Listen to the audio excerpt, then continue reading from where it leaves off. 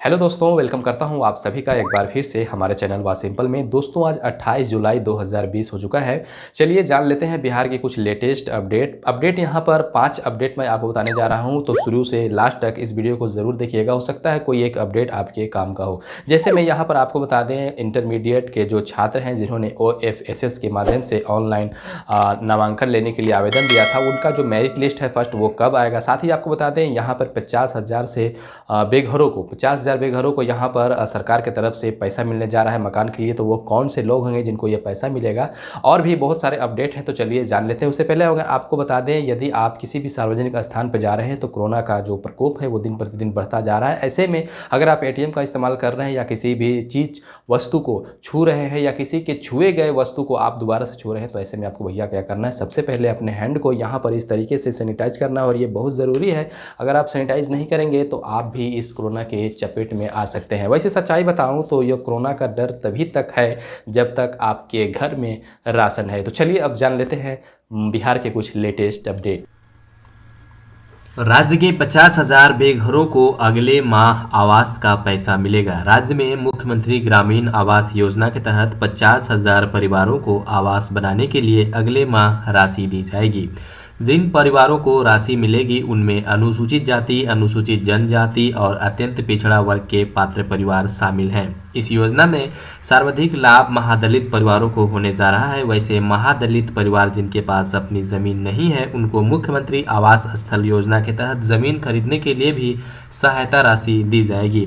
मुजफ्फरपुर जिले में चमकी बुखार से पीड़ित परिवारों को भी राज्य प्रायोजित इस योजना से आवास निर्माण के लिए पैसे दिए जाएंगे। दरअसल करीब 4 महीने के लंबे लॉकडाउन और कोरोना संक्रमण के कारण विभिन्न जिलों में पात्र परिवारों की पहचान करने में काफ़ी कठिनाई हो रही है। इसके अलावा उत्तर बिहार में बाढ़ का भी असर इस योजना के कार्यान्वयन में दिख रहा है।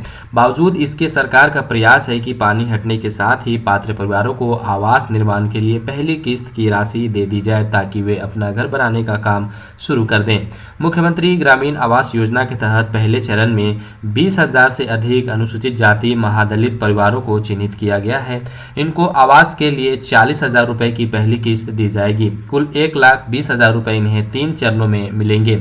अब तक सबसे अधिक मधेपुरा जिले के लाभुकों का चयन किया गया है। वहां 3,000 से अधिक पात्र बेघर दलित समाज के लोगों को चिन्हित किया गया है, उनके पास आवास नहीं है। लगभग यही स्थिति गया, मुजफ्फरपुर, नवादा, सहरसा और जमुई जिले की है।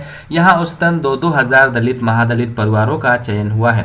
सभी की जियो टैगिंग की जा रही है। 7,163 लाभुकों की आवास की स्वीकृति मिल गई है। 6,250 लाभुकों के बचत खाते का सत्यापन भी करा लिया गया है।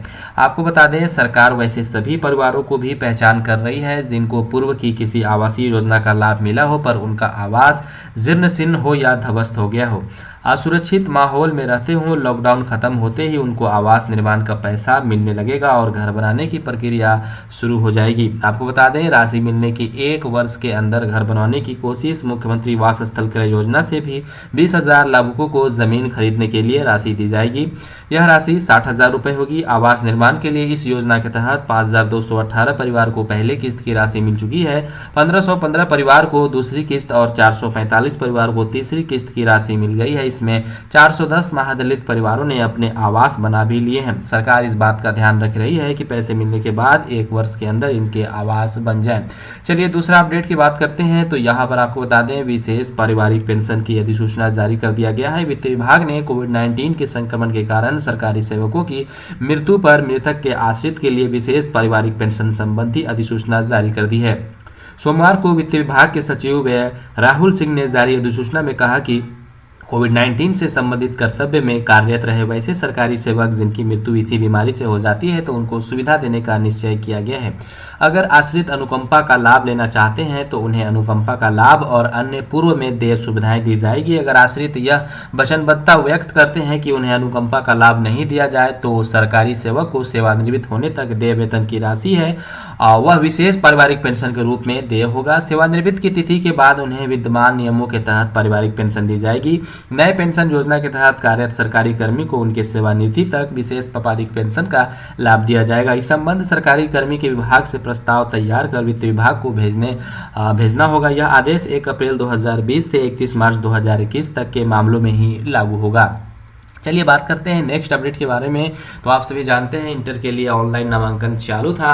आपको बता दें 4 अगस्त को जारी होगा प्रथम चयन सूची। बिहार बोर्ड ने इंटर नामांकन के प्रथम चयन सूची जारी करने की तैयारी शुरू कर दी है।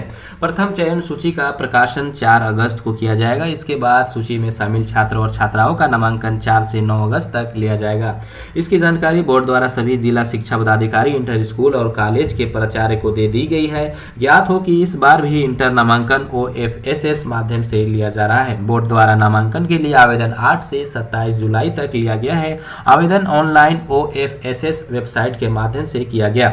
नामांकन के आवेदन के लिए बोर्ड ने 4079 वसुधा केंद्र और जिला निबंधन कार्यालय में सुविधा दी थी। नामांकन के लिए आवेदन 27 जुलाई तक ही निर्धारित की गई थी। बिहार बोर्ड की माने तो इंटर नामांकन के लिए 3 बार चयन सूची जारी होगी। प्रथम चयन सूची के बाद 2 और चयन सूची जारी होगी। 3 चयन सूची के बाद भी अगर छात्र मेरिट सूची में नहीं आते हैं तो ऐसे छात्र का स्पोर्ट नामांकन लिया जाएगा। बोर्ड द्वारा 3465 शिक्षण संस्थान के लिए 12 लाख के लगभग सीटों पर नामांकन लिए जाएंगे। आपको बता दें OFSS वेबसाइट पर करना है अपडेट। हर दिन नामांकन लेने के बाद उसे OFSS पर अपडेट भी करना है। बोर्ड की माने तो जिस दिन जितने छात्र और छात्रा का नामांकन होगा उसे प्रतिदिन नामांकन विद्यार्थी का विवरणी OFSS पोर्टल पर ऑनलाइन एंट्री किया जाना है। नामांकन प्रक्रिया में सोशल डिस्टेंसिंग का हो पालन। बिहार बोर्ड ने सभी स्कूल और कॉलेज को नामांकन में सोशल डिस्टेंसिंग का पालन करने का निर्देश दिया है। नामांकन के समय सभी शिक्षकों की उपस्थिति अनिवार्य है। इसके अलावा नामांकन में भीड़ जमा नहीं हो इसके लिए काउंटर की संख्या बढ़ाने को कहा गया है। कोरोना के कारण निर्देश का करे पालन, सोशल डिस्टेंसिंग का पालन हो। नामांकन के लिए आने वाले छात्र या छात्रा टेम्परेचर चेक हो। छात्र के प्रवेश के साथ हाथ का सैनिटाइजर किया जाए। शिक्षक और छात्र सभी मास्क में होने चाहिए। लाइन में लगे छात्रों के बीच की दूरी को 2 मीटर की हो। कॉलेज और स्कूल परिसर में भीड़ जमा न हो इसके लिए प्रशासन को ध्यान देना चाहिए। चलिए बात करते हैं नेक्स्ट अपडेट के बारे में। आपको बता दें मांगी नहीं पूरी की गई तो पोस्ट मशीनें वापस कर देंगे। राज्य के PDS दुकानदारों ने, जैसा कि आपको हमने पहले ही बताया था, पोस्ट मशीन को लेकर यहाँ पर थोड़ा सा लफड़ा चल रहा है। जो PDS दुकानदार हैं वो पोस्ट मशीन से सामान जो है राशन वितरण नहीं देना चाहते हैं चूंकि कोरोना का खौफ उन्हें है। आपको बता दें राज्य के PDS दुकानदारों की मांगे नहीं मानी गई तो वो अपनी पोस्ट मशीन को SDO के पास जमा कर देंगे। हड़ताल के छठे दिन सोमवार को PDS विक्रेताओं ने बैठक कर यह फैसला लिया। PDS विक्रेताओं अशोक यादव की अध्यक्षता में हुई बैठक के बाद फेयर प्राइस डीलर्स एसोसिएशन के महामंत्री दयानंद प्रसाद ने बताया कि सरकार उनकी मांगों पर कोई विचार नहीं कर रही है। उन्हें अनाज वितरण की कोई चिंता नहीं है।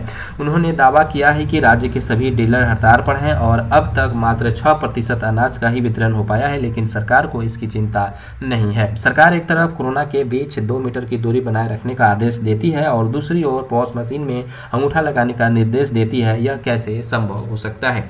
चलिए बात करते हैं अब नेक्स्ट अपडेट के बारे में। तो आपको बता दें किसानों ने 70,000 पौधे के लिए किया आवेदन। किसानों के लिए कृषि वानिकी पॉपुलर ETP योजना फायदेमंद साबित हो रही है। इस योजना के तहत पटना जिले के किसानों ने बीते 2 महीने में 70,000 पौधे के लिए आवेदन किया है। लॉकडाउन की वजह से योजना कुछ प्रभावित हुई है। किसान आवेदन करने के लिए विभाग के कार्यालय तक नहीं पहुंच पा रहे हैं। आपको बता दें योजना से जुड़ने वाले किसान पौधे का उठाव नहीं कर पा रहे हैं। अब तक कुछ किसानों ने ही इसका लाभ लिया है। पटना वन प्रमंडल में महज 10 रुपये में पॉपुलर पौधों के साथ अन्य किस्म के छायादार पौधों की खरीदारी के लिए आवेदन किए गए हैं। कई किसानों ने पौधे लेकर लगाना शुरू कर दिया है। वन विभाग इस लाभकारी योजना को 8 अगस्त तक बढ़ा दिया है। किसान ऑनलाइन के साथ ही ऑफलाइन भी आवेदन कर सकते हैं। आपको बता दें किसानों का उत्साह दिख रहा है। 70,000 पौधों की डिमांड इस बार हुई है। लॉकडाउन की वजह से किसान पौधे नहीं ले जा पा रहे हैं। कुछ किसान पौधे ले गए हैं। 8 अगस्त तक कृषि वानिकी योजना को बढ़ाया गया है। किसान पौधे के लिए आवेदन कर सकते हैं। तो ये थे कुछ आज के लेटेस्ट अपडेट। होप कि ये वीडियो आपको पसंद आया होगा। वीडियो पसंद आया तो वीडियो को कर दीजिए जल्दी से लाइक। मन में किसी भी तरह का सवाल या क्वेश्चन है तो उसे नीचे कमेंट में जरूर कर डालिए। चलिए मिलते हैं नेक्स्ट वीडियो में एक और फ्रेश टॉपिक के साथ। तब तक के लिए बहुत बहुत धन्यवाद।